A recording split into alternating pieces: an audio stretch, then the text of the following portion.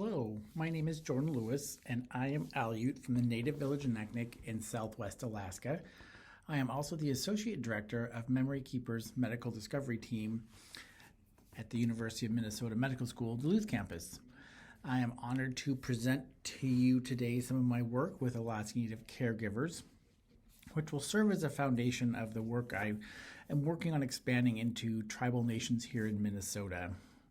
This presentation, titled Caregiving Made Me Wiser, The Unexpected Blessings of Caregiving When Given a Second Chance with Your Family Member, is an overview of the work I've done in Alaska and will provide more insight on the need for increased focus on strengths of our caregivers.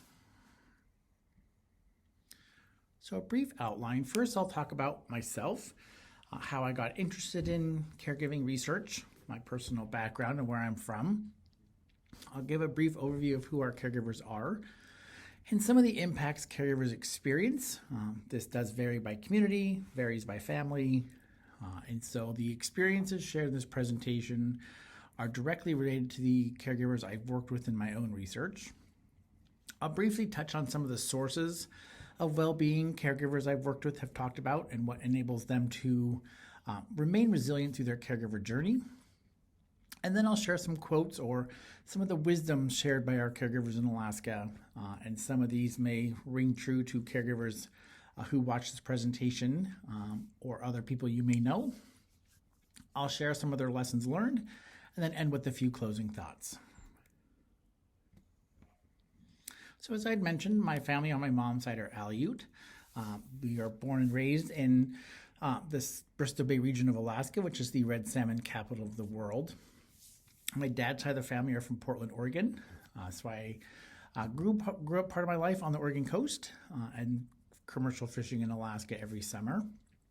My immediate family still commercial fishes every summer, as well as most of my extended family. So I try to go home to Alaska as much as I'm able. Growing up in both Oregon and Alaska, I was raised among my elders. I was blessed by having both sets of my great-grandparents and grandparents in my life until I was in high school. And I was surrounded by elders in each of the communities I was raised in.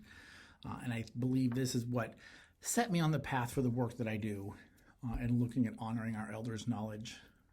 I'm the oldest of 4 siblings. I have a brother and 2 sisters. All of them, my brother and my younger sister, are married. And I have a younger sister who's 31. They all live in the Oregon, Washington area or Alaska and still commercial fish. I'm professionally trained as a social worker, a gerontologist, and a community psychologist. And I take a strength-based approach to my work. I believe I'm an eternal optimist, which is a wonderful thing, but also can be a challenge sometimes in the work that I do and in my personal life. I was raised among family caregivers. My personal connection is that I was raised similar to a lot of us in a lot of Indigenous communities to respect our elders, care for them, listen to them, and enable them to age in a place where they wish to age. And so these photos here are just a glimpse of the relatives I've had an honor of helping provide care for, spend my life with, watch my family take care of. And so you'll see some photos here of my Alaska Native family as well as my family in Oregon. My grandma there with the little baby recently passed from Alzheimer's in Portland. And so having a chance to be a long-distance caregiver as much as I was able to. My Alaska Native side of the family, my great-grandparents lived until their late 90s in Anchorage, and having a chance to learn from them and kind of have my first exposure to long-term care and the challenges they faced, only knowing their native language and the lack of culture in their care facility and the impact that had on their well-being. And so all of these individuals demonstrated what it meant to age well, but also what it meant to take care of each other and always be there for your family and support each other and enable elders to age at home and take care of themselves as much as they're able to and have family there as needed. So this is downtown Naknek and also an aerial view. That's the Naknek River, which feeds into Bristol Bay. Bristol Bay is the home of the largest red salmon fishing run in the world. My family fished for red salmon. And Naknek in the winter has about, I'd say, 500 people. In the summer, about 30,000. We have several canneries, being a fishing community, and a lot of people from all over the world come for the fishing experience. I also grew up, as I had mentioned, on the Oregon coast in Cannon Beach. The left picture there is a picture of Haystack Rock along the Oregon coast. We're about 35 miles south of the Oregon-Washington border. And this is also where the movie Goonies was filmed, if it looks familiar to anybody. And the picture on the right is our downtown. It's a very touristy area, very quaint town. About 1,100 people there in the winter. Again, a big tourist location for people to visit in the summer. So a little bit of the literature. We know that in the bulk of the literature, caregiving implies there's one direction of benefit. And what that means is the caregiver provides care, giving that one benefit of receiving care to a care recipient or your family member or the person you're providing care for. We also know that caregivers experience rewards through their caregiving duties. This can be emotional, behavioral, spiritual, or interpersonal. There may be a variety of others as well. These have been the most focused on in the literature. But when we step into the role as a caregiver, receiving these rewards are something that's not always expected. And sometimes for a lot of the caregivers we've worked with are unexpected and are a blessing for them because they are personally meaningful and they arise up anytime. So that means that, they could come up during the caregiver journey. Caregivers talked about these unexpected blessings or rewards coming up even 6 months to several years after the caregiver journey has ended. And there have been few studies that have explored the positive outcomes of caregiving in this research. And so it's important for us to really expand this work and look at the strengths and resiliency and benefits of caregiving in our families and our communities and use those experiences to help develop more programs and services.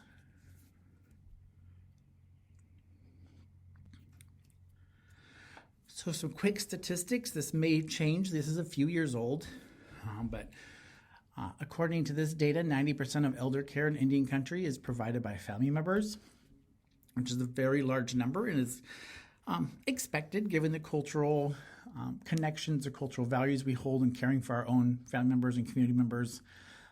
But in comparison, 29% of the general U.S. population provides elder care or care to their older adult family members.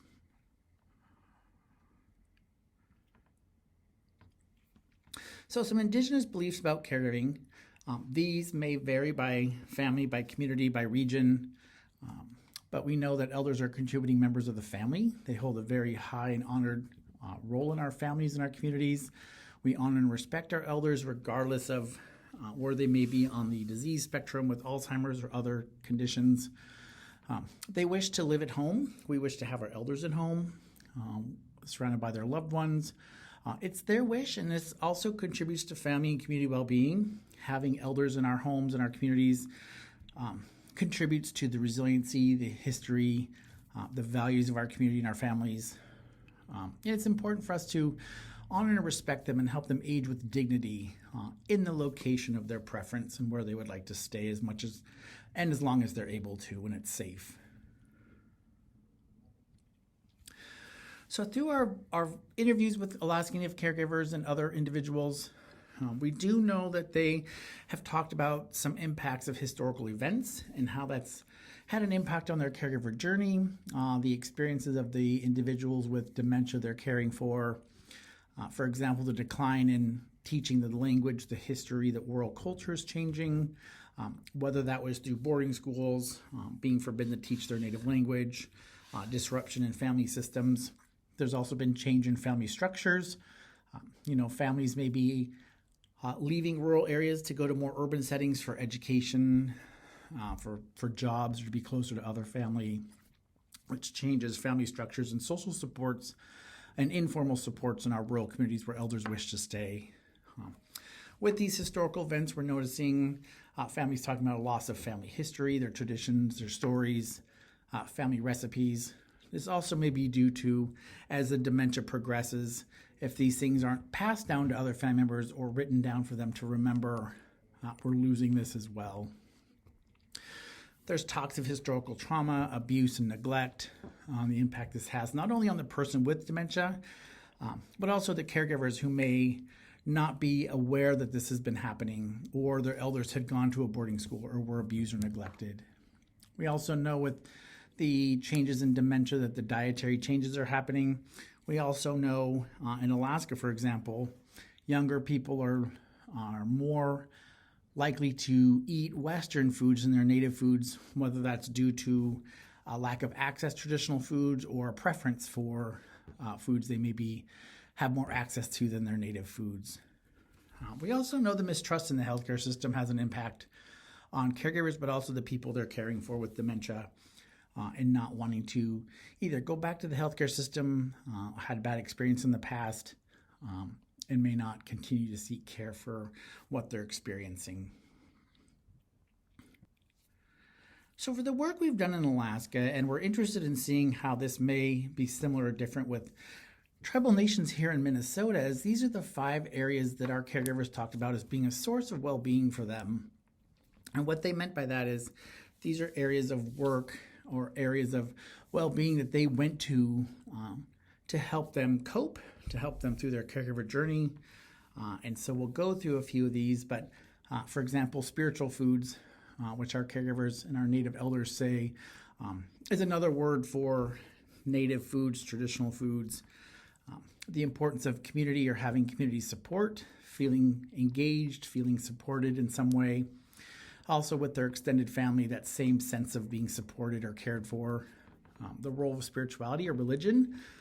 For our caregivers, it's ranged from more Western forms of religion, such as going to church, to more traditional forms of spirituality, as well as having their connection to their elders, whether that was elders in their own family, elders in the community, but having someone they could talk to if they're experiencing some challenges, want some words of advice, or just someone to visit with who can help them, or just be a listening ear. And so these were the 5 most common sources of well-being for caregivers in Alaska.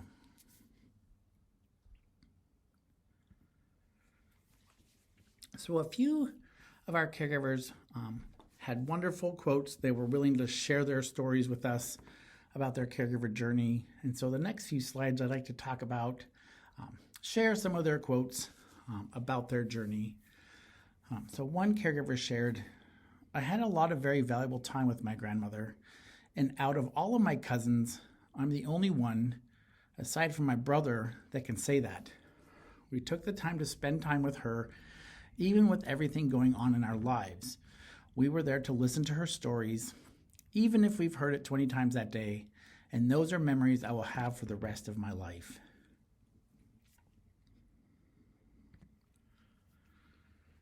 Another caregiver shared their wisdom about their reflection on their caregiver journey, because some of our participants were current caregivers, some had been caregivers within the past 5 years, but they had a variety of different experiences and a lot of knowledge gained through that journey that they were willing to share. One caregiver kind of talked about the frustrations of being a caregiver, but how that didn't dictate or let that run her relationship. And she shared, "I'm so glad I spent time with my grandmother. She might have driven me crazy at points in my life, but I wouldn't change it for the world."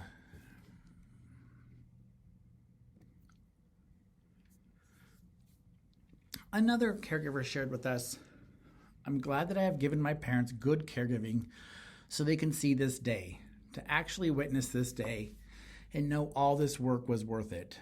I was able to help my parents live to see moments and create new moments."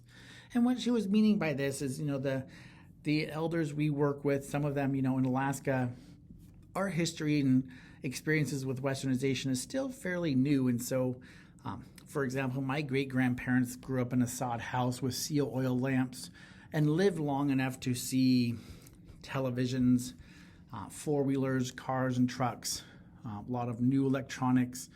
And so this caregiver was talking about, being able to give them that experience of seeing new things. She was talking about having a new cell phone, having her kids playing new video games. We're enabling her parents to have new moments and continue to see changes in life within their own lives, but also their kids' lives.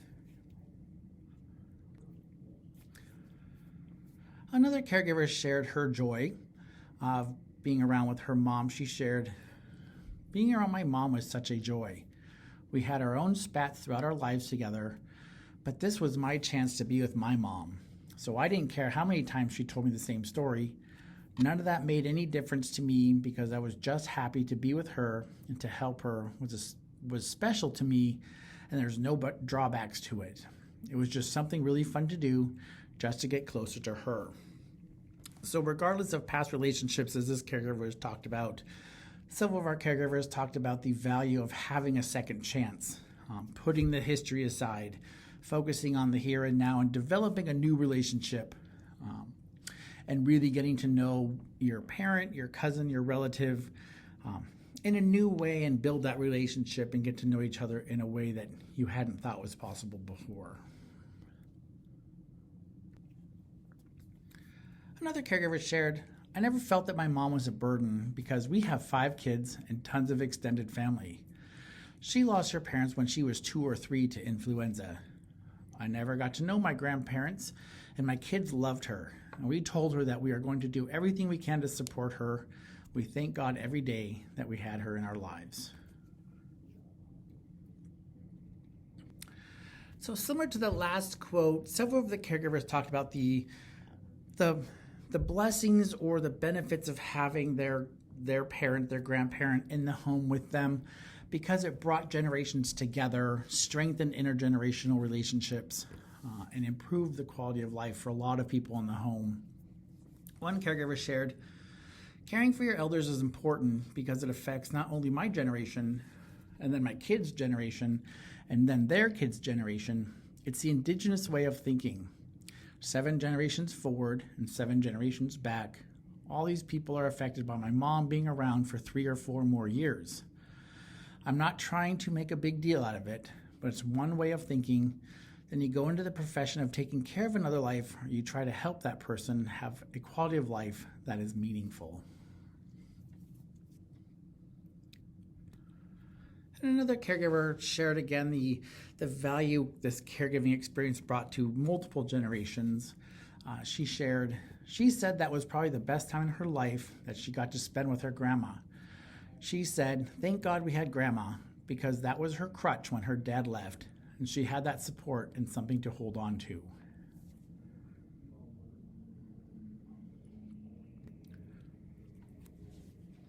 And another caregiver was talking about, again, their experiences and how they took the effects of the disease and turned it into something that was beneficial over time. This took some time, took some reflecting on behalf of the caregiver, because sometimes in the moment they would say they would get frustrated. But after they were able to step away, process what they were experiencing with their parent or their grandparent or someone else, they were able to see the benefit of it all. One caregiver shared, whatever wisdom and knowledge they can share with us that they remember. And sometimes they tell us over and over and over, and maybe they know it's for our good, and sometimes it's dementia. They'll just repeat themselves over and over and over and over and over, and we can't say, oh, we just heard that, Grandpa. Having respect for them, we let them repeat themselves over and over and over so we get it in our head. And so this caregiver was illustrating the importance of finding out how you may hear the same story over and over and get tired of hearing it, and you can't correct them and say you already have heard this story before. And when they pass on or they move or you have time to reflect on what they're sharing, it may be a lesson they want you to learn. And because you have heard it so many times, it's now part of your long-term memory, and it may be an important part of your family history, the history of the community, or just important things that your elderly or older family member want you to know. So shifting gears a little bit, we asked our caregivers, what are some lessons you've learned through your caregiver journey, whether they're currently a caregiver or were a caregiver? They shared some of these lessons that, as we talked about, historical events do alter relationships. Most of it didn't result in negative relationships, but definitely brought a new dynamic to the relationship that they weren't aware of, and had time to process that and try to figure out how does this change our relationship or how I provide care or the way things should be handled with their family member. They also shared that caregiving provides opportunities to heal trauma, and not for everybody. This is not every family member, nor will trauma be healed as a result of caregiving, but for some families, this was an opportunity for that to happen. They were able to improve and strengthen their relationships. And through these relationships, hearing stories over and over, having an opportunity to spend more time with their family member, they learned more about their own history, and they learned ways to heal together as a family. As we just heard from that quote, repetition and storytelling preserves family history. And so that's an important, not only for the caregiver, but could be for their kids and their grandkids who are also in the home. And despite dementia-related changes, they are still our family, and we all have a common history, whether that's within our own immediate family or extended family or in our community. And to remind ourselves, there are glimpses and reminders of good memories that come up through our interactions, through our visits, through our caregiving duties and spending time together. So we asked for some recommendations also. Being the researchers, they expected us to have recommendations based on what we know, based on the literature, but using a community-based participatory research framework, we really wanted the recommendations to come from the participants. They know best what would work, what wouldn't work, and so we really wanted them to give us recommendations on how we could help improve other caregivers' experiences or develop new programs. And so they came up with some of these recommendations on helping other caregivers educate themselves on the disease process of dementia, what to expect as the disease process or stages change, find respite if they can, whether that's through an agency, other family or community members. If you have the option and time, attending a support group. There's efforts now to look at developing Alaska Native support groups because the role of culture and the cultural values around caregiving may differ from other support groups. So being in a place where individuals understand your experiences, your background, what you're going through is important for them. Some of them also recommended if you have a spiritual or religious presence in your life to seek out those supports. Some churches in Alaska now offer caregiver support groups. They also offer places for individuals who may have dementia to be there while the caregiver is actually attending church. There may be places where you could get respite, talk to your pastor or a spiritual counselor about your experiences for that support. You need to educate your healthcare providers about religious preferences, whether that's for yourself, for the person with dementia, so it doesn't come up as a surprise later when there's an emergency or something happens and you're in the middle of a healthcare crisis and they don't know what to do in terms of religious preferences. Similar to what was mentioned before, we want to encourage religious and spiritual organizations such as church to offer programs and support groups, whether that's during a church service or afterwards or sometimes in the evenings throughout the week, but having that opportunity for a caregiver to have some respite. And we know that caregiver burnout, which is not a word used with Indigenous populations who are caregivers. And so looking at other ways to support caregivers, not because we know they're experiencing burnout, but because this is a very stressful job and they need to, we need to support them to take care of themselves so they can continue taking care of their loved ones. So we broke this down a little bit further into self-care recommendations. They talked about sharing a laugh. They shared how important humor and laughter is in their caregiving journey and how it's healing to either get together with family or another caregiver or a community member and have a laugh over a cup of tea, over lunch, and share that laugh together, reduce that stress in some way. Preparing and sharing traditional foods or spiritual foods, using elders' favorite recipes. If it's safe, having the older adult with dementia or the person with dementia engage in helping prepare the foods using their recipes. This nourishes your mind, body, and soul. keeps the individual with dementia engaged in meaningful activities that may spark positive memories. They talked about incorporating traditional dance and music, whether that's in the home, participating in community-based activities where this dancing and music may be occurring. Also finding opportunities for arts and crafts, whether that's in your own home, again, in an organization or somewhere in the community where that's offered. If you're able to reach out to family or other community members or friends to visit, provide some respite, whether it's just to run to the post office or go to the grocery store, but giving yourself that opportunity for a few minutes of respite. Find your community. What that means and what they were talking about is, where can you go be yourself? Where can you go and find other people who enjoy things like you do, whether that's your church, cultural activities, a book club, somewhere else where you can go and participate in a short activity or activity that is meaningful for you and brings you joy. And they also reminded us to reflect on the blessings. Sometimes this can be challenging, and some people talked about having to step back and take a while to reflect, whether that's through mindfulness, sitting and focusing on your breathing, reflecting on the day. Others talked about keeping a diary or telling someone else in the home or their friends or their family about the blessings they're experiencing.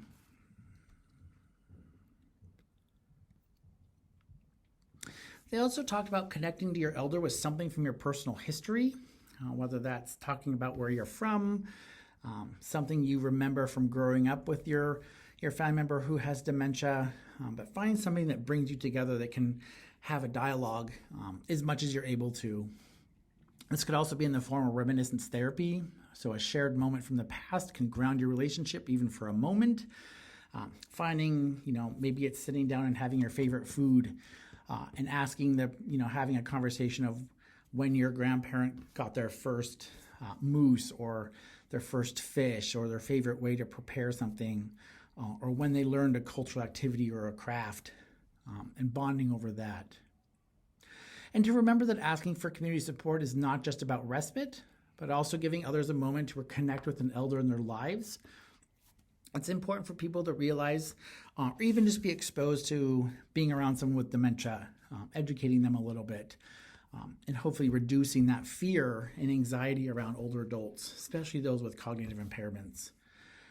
And don't give up aspects of your life important to your identity in order to care for someone. This can be very challenging. Most caregivers we've worked with, their needs, their desires get put on the back burner because they really want to put all their time and energy into caring for the person with dementia. But it's important to take those moments to connect to your community, participate in your hobbies and passions, and make sure you're not fully focused on caregiving as much as you're able. So finding that support, that respite, so you can take care of the things in your life that are important to you as well.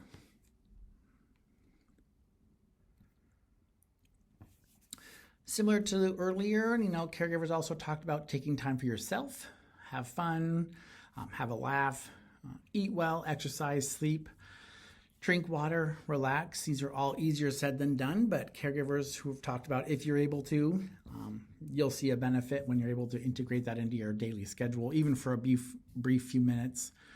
Practice acceptance, acknowledge and accept care limits, realizing you can't do everything, and then it's okay to ask for help. Doesn't mean you're a failure, or doesn't mean you can't handle the situation, but having extra support and accepting you may need to set boundaries, you may need to set limits with your care, and having someone who can help you through that. Seeking outside support, as mentioned earlier, this could be family, friends, support groups, agencies, and be aware of your mental health and recognize when you need rest. Again, like a lot of these caregivers said, these are all great recommendations they had for other people, but they said it was really hard for them to practice these things themselves. And so being more mindful of that and taking care of your health and your well-being, and finding ways to integrate that into your daily schedule. So they talked about the lessons they learned from this second chance, whether that was, repairing relationships with their mom or getting a chance to learn about their family member in a way they hadn't before because they may not have lived close to them, they had a strained relationship, or they just didn't have an opportunity to spend time together. And some of these are the blessings they talked about. For example, repetition and storytelling ensures family history is preserved. Could also be community history, could be language, could be cultural values, activities. And despite dementia-related changes, they are still our family, and we have a common history with them.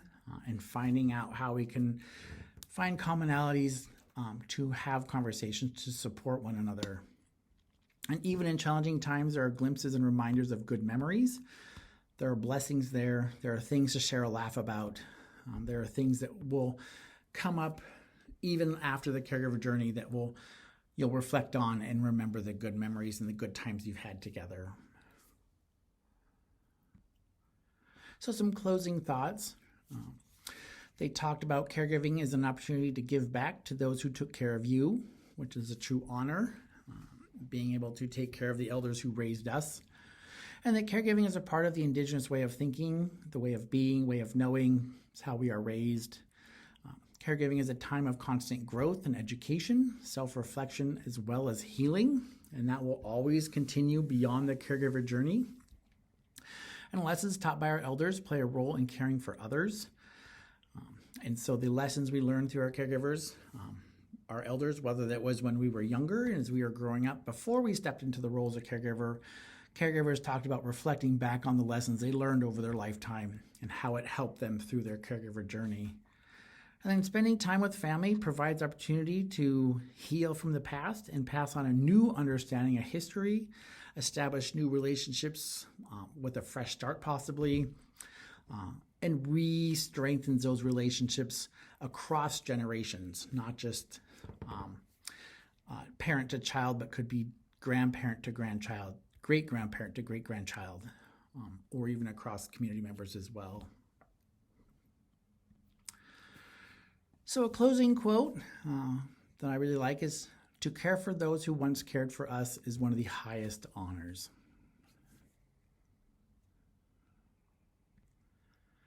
And so to conclude, next steps is encouraging more research to focus on the strengths of caregivers, these unexpected blessings, the things our caregivers are doing to preserve our families and our communities that goes unnoticed in a lot of the literature.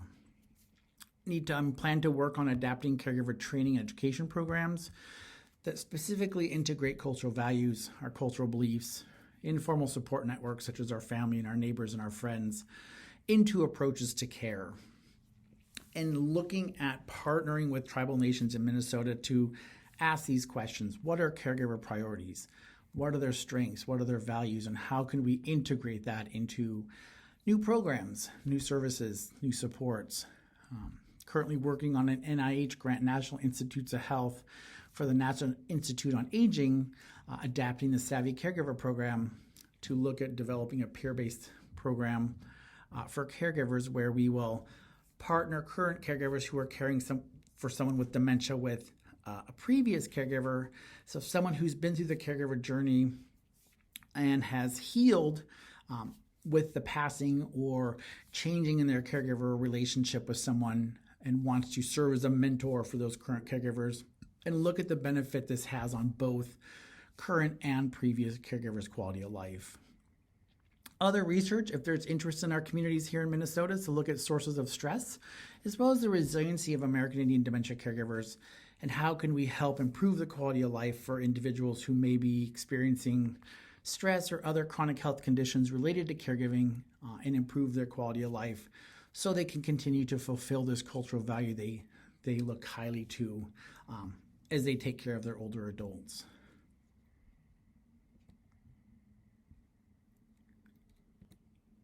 And I want to thank you for your time. My email and phone number is here.